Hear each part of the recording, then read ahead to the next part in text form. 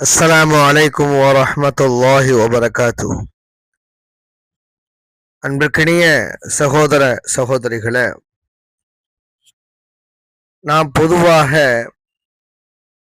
கண்களை பார்வையை தாழ்த்த வேண்டும், நாவை பேண வேண்டும், பாதுகாக்க வேண்டும், ஹராமான காரியங்களை செய்வதை விட்டும் உடல் உறுப்புகளை பாதுகாக்க வேண்டும் என்றெல்லாம் நாம் அதிகமாக கேள்விப்பட்டிருப்போம். ஆனால் மிக முக்கியமான ஒரு உறுப்பை பாதுகாப்பது மிக அவசியம். ஹிஃப்துஸ் ஸமா', செவியை பாதுகாப்பது. செவியை நாம் பாதுகாக்க வேண்டும்.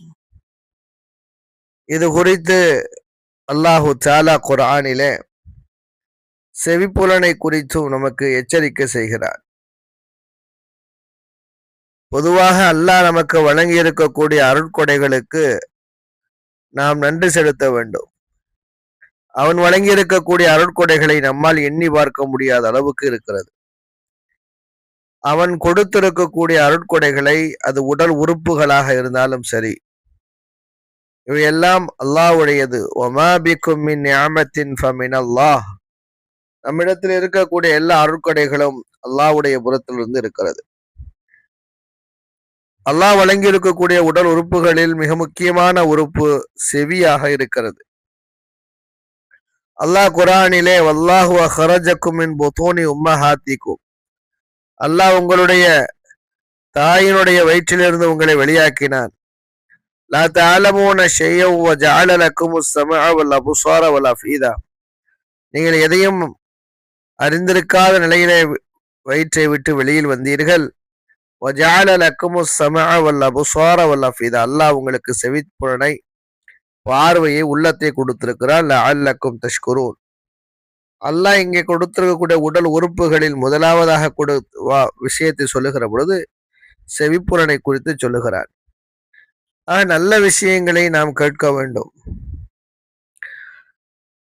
நரகவாசிகளை பற்றி அல்லாஹ் குர்ஆனை சொல்லுகிற பொழுது லவ் குன்னா நஸ்மா' அவ் நஅகில் மா குன்னா ஃபி அஸ்ஹாபிஸ் ஸஈர், நாங்கள் நபிமார்கள் சொன்ன விஷயத்தை நாங்கள் கேட்டிருந்தால், நாங்கள் விளங்கியிருந்தால் நரகவாசியாக ஆகியிருக்க மாட்டோம் என்று நரகவாசிகள் சொல்லுவார்கள்.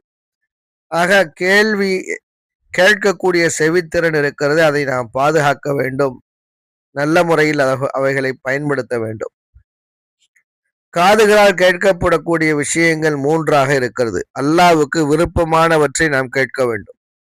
அல்லாஹ்வுடைய வார்த்தைகளான குர்ஆன், திக்ர், பயனுள்ள மார்க்க அறிவு, நல்ல அறிவுரைகள் போன்றவற்றை கேட்பது நல்ல செயலாக இருக்கிறது.